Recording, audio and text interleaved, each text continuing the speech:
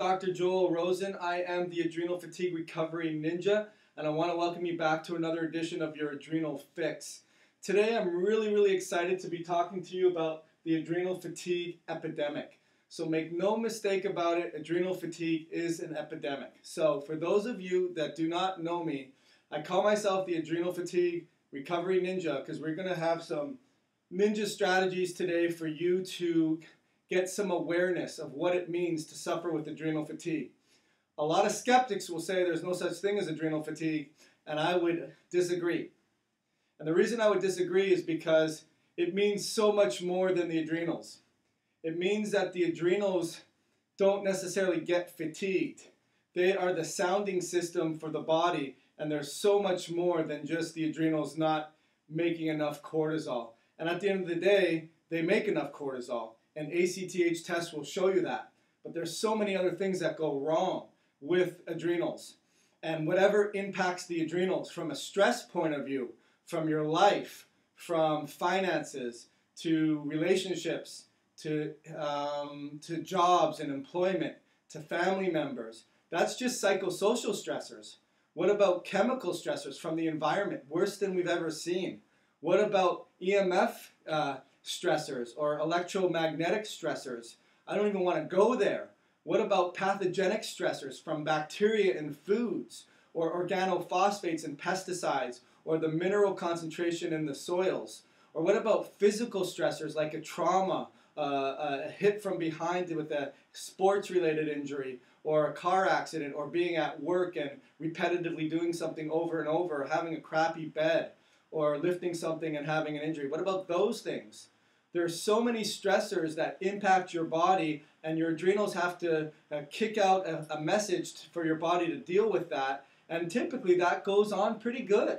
But what happens is the feedback loops break down, the centers in the brain that control when they go out at different times of the day break down, the cells don't listen the way that they used to. The quality of the hormone doesn't work as well. It's not made properly. It's not broken down properly. It's not getting into the cell properly. Yet we say there's no such thing as adrenal fatigue.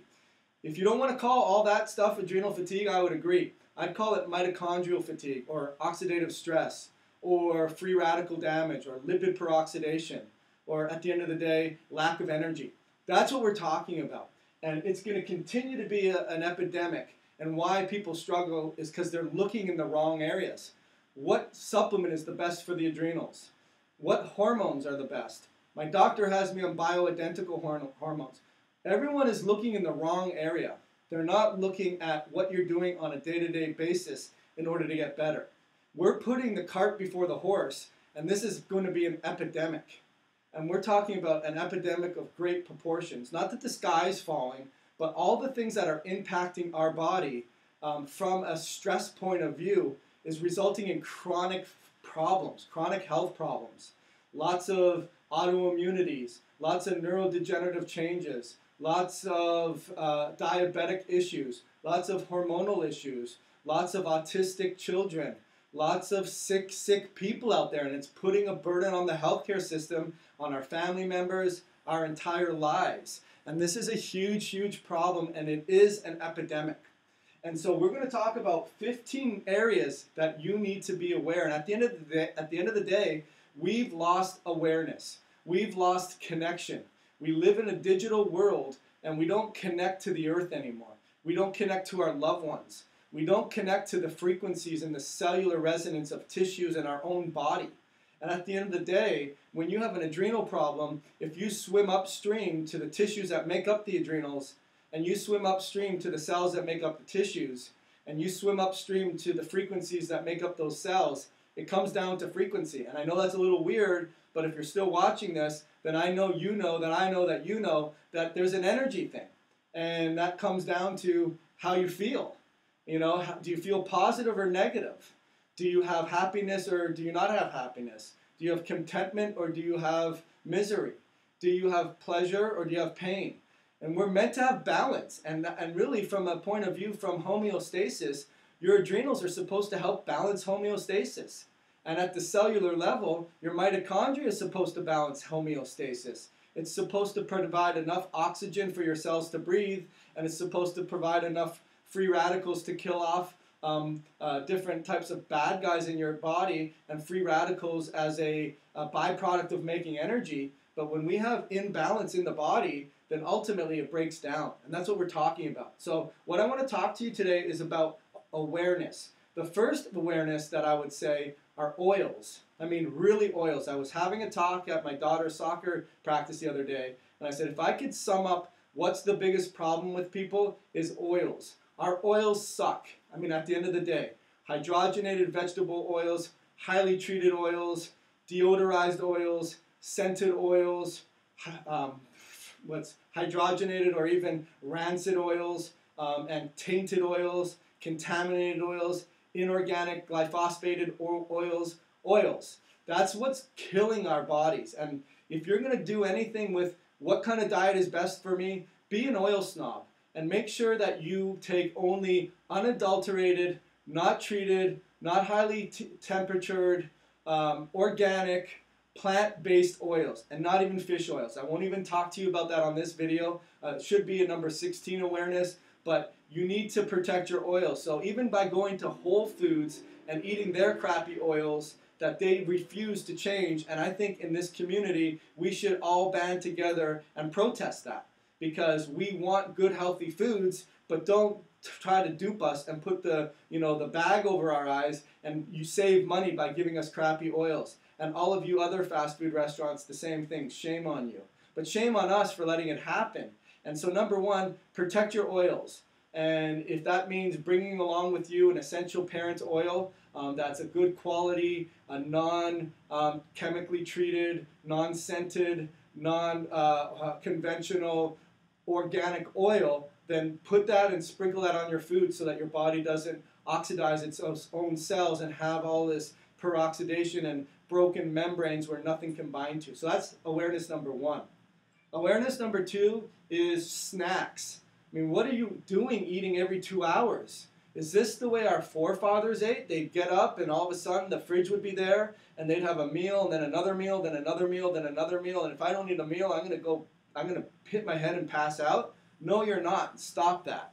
So eating these frequent meals, but I have hypoglycemia, and if I don't eat, I'm going to faint. Prove it to me. Prove it to me that you have hypoglycemia. Oh, well, here's my blood test. Well, maybe your blood tests show that, but what happens if you get lightheaded, jittery, and fainty? Or what happens if you crave sugars all day long? Or what happens if you crash after a meal? Or what happens if you agitate very easily? Or you drink lots of water and frequent urination? You have a blood sugar problem. Oh, but my blood sugars tell me that there's nothing wrong. Doesn't matter. You have a blood sugar issue. Most studies show that you don't have a blood sugar issue based on the crappy way that we assess the blood sugars. So awareness number 16 again would be blood sugar issue, but the awareness is basically snacks. What are you snacking on? You need to be snacking on healthy quality foods that aren't opened in a package, and only 3 meals. You know, breakfast, lunch, and dinner. Or maybe a late breakfast, early lunch, early dinner. Or maybe a late breakfast, early dinner, and that's it. And that's a whole other video series system, but not here, here, here, here, here, here, here. That's not the way to do it. The other awareness is quantity of food. My goodness, why are we eating so much? Why are the serving sizes so big? I'm never satisfied. I gotta go and get my money's worth. That's such a small serving. I can't believe how small the serving sizes are in Europe. Everywhere is ridiculous how many serving sizes, and if you actually knew how much calories you had in every single day you ate food, you would realize that your quantity is way too big and you don't need to be eating that much. What about the quality of the food? But I eat very good quality. Oh, really? Is it organic? Well, you know, and here's the thing. Well, if it is organic, is it good minerals? Is it from a good farm? And I know, well, oh, you're being ridiculous, Dr. Rosen. How come we have to know about that? Well, because we're talking about your health, and we're talking about your fatigue, and we're talking about your anxiety, and we're talking about you not sleeping, and we're talking about you being a prisoner to your home. That's why it's worth it. That's why you have to know. And so we need to know the quality. Is there a good micronutrient ratio in there, meaning it's jam-packed with antioxidants and vitamins and minerals? Or is it synthetic, something that you got out of a microwave, or you opened up out of a package? You know, frozen foods can definitely be good, but a lot of the time they got a lot of synthetic stuff in there to preserve it. So be aware of that. That was number 4. Number 5 is our awareness of our energy. A lot of the times we don't realize that our cells are designed to produce energy. And we don't realize that when we have an adrenal fatigue epidemic, it's not the best supplement for the adrenals. Or should I be on DHEA or pregnenolone? Or should I be on bioidentical hormones? How are you breathing and getting oxygen and using micro minerals and cofactors and B vitamins to be able to make ATP? How are you doing on that? 5-energy is not going to fix that. I mean, it's just not. Awareness number 6 is awareness of our sympathetic, parasympathetic, fight or flight, and what that has to do with neurotransmitters. I mean, we feel like we are on the constant, permanent on button, and you are. And we got our phone next to us, and our our messages go off, and a Snapchat, and a Facebook, and a YouTube, and your email, and a text message, and you have and 5 browser windows, and you're in sympathetic fight or flight. Stop it. If you're in the car, don't be texting. Or if you're in the car, don't be on the phone, listening to music, having a conversation. You can't do all those things. You weren't processed and made to be processing 15 different things. Process one thing at a time. And that has a lot to do with being put in fight or flight and having your sympathetic system going off over and over and over again. Meanwhile, you can't produce them properly, and you can't break them down properly, and you're not doing a good job. That's what we're talking about. This is the epidemic, that if you don't fix these things in everyday life, don't worry about what the MTHFR says. Be aware of these things. These are what you need to be doing on a daily basis. I know it's not sexy, but these are the things you need to be doing. The other awareness is in oxygen. How much oxygen are you getting? And I'm talking about not just from outside, but a lot of you get outside and get that sun shining you in the early part of the day and get oxygen. But how well are your cells breathing? Are you getting enough oxygen respiratory-wise to the cell? Not if you have junky oils, not if you have crappy foods, not if you're eating way too much, not if you're not breathing properly. You're not getting oxygen at the cellular level, and that's really, really important. The awareness of the microbiome. I think most of you understand right now that the types of foods you eat dictate what kind of microbiome you have. And we realize that if there's an overgrowth or an undergrowth or a disproportion of good guys to bad guys, or too many good guys or too many bad guys, then you're going to have competition in that ecosystem. And that's going to deprive you of your raw materials and your substrates and your cofactors and a lot of these enzymes that are necessary to make action happen in the body. That biome is really, really important. And number 9 is hormones. I really don't feel, and a lot of doctors even say this to their patients, Mary, sorry, when you're at 50, God just had a convention the other day, and he said all us doctors have to take it from here, and we're gonna give you these synthetic, or guess what, better yet, bioidentical hormones, because he said that he didn't do a good enough job when he was designing us, that we doctors had to take it from here. That's not what happened. That meeting didn't happen. And the toxic estrogen disruptors and persistent organopollutants and chemicals and formaldehydes and sprays and bacterias and molds, all of those impact your body and impact your hormones. But it's not because you have a synthetic or bioidentical hormone deficiency to fix the problem. You need the awareness of the hormones and the feedback loops and the receptors for the hormones to bind to, and the turning on and turning off and the communicating back and forth, and the utilization and the quality. That's what we're talking about here. We're not talking about an outdated 50-year-old model that says, oh, we did an ACTH test and it's working just fine, Mary. You must just be crazy and let's get you on some anxiety medication. Doesn't work that way. Now we have the awareness of the liver and toxins and biotransformations and converting hormones into other things. And that has a lot to do with methylation, but it's not just about milk thistle. It's about phase 1, phase 2, phase 3. It's about thyroid health. It's about cholesterol and blood sugar. It's about hormones. It's about detoxing. It's about xenobiotics. It's about chemicals. It's all of that stuff. Number 11 is kidney awareness. Kidneys are so important. No one's talking about them. They filter our blood. They're responsible for your blood pressure. They're sort of responsible for your parathyroid and your infections and dealing with things and filtering and cleaning. And in Chinese medicine, it's really the power of the cell. And no one's talking about that. We need to be aware of that. We need to drink enough water. We need to get a good enough healthy minerals and salts. And we have to be controlling our glucose. That's a real thing. Unless all of these things that we're not aware of are fixed, you're not going to fix this epidemic. Then we have to be aware of our environmental stimulation. I talked a little bit about that. This is a whole video series on its own. And we really need to be aware of that because our kids are addicted to these things. And dopamine, like addiction, like going through a rehab center for phone withdrawal. Seriously, and check yourself and see, are you doing that too?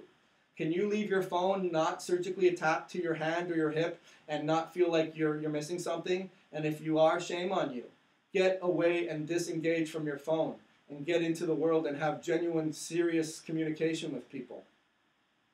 And what about the awareness of our body, physical aspects, always being tense and emotional and taking on other people's burdens and with releasing them and treating your body like it needs to be treated and exercising and stretching and meditating and being aware of your breath. You need to be aware of that. That's not a pharmaceutical that a company can put a patent on and charge you 100 times more than what it's worth. That's free. Then we also have awareness of your brain health. And that's key. I could have started that with that number one. With your thoughts, that's a frequency. With your repetitive sequential planning. Do this, do that, do this, do this, do that, do that. We plan a trip more than we plan our lives. Why is that? You need to be planning your lives because you only get one of them. And you need to focus, concentrate, and, well, I can't do that. I don't have the capacity. Well, let's get the capacity and be aware of all these other things. But your brain needs less inflammation, it needs more fuel, and it needs to be activated. It needs to be stimulated. Move it or lose it. Awareness number 15 is respiratory health. We talked a little bit about oxygen, but deep breathing, diaphragmatic breathing has a lot to do with that. Bottom line is we have all this stimuli coming at us over and over and over again, and it's naive to think that it's just the adrenals that have to process that. It goes much deeper than that. And that's what this community is for. A lot of us have major upstream infections, and the reason why you have infections is because you have nutritional deficiencies.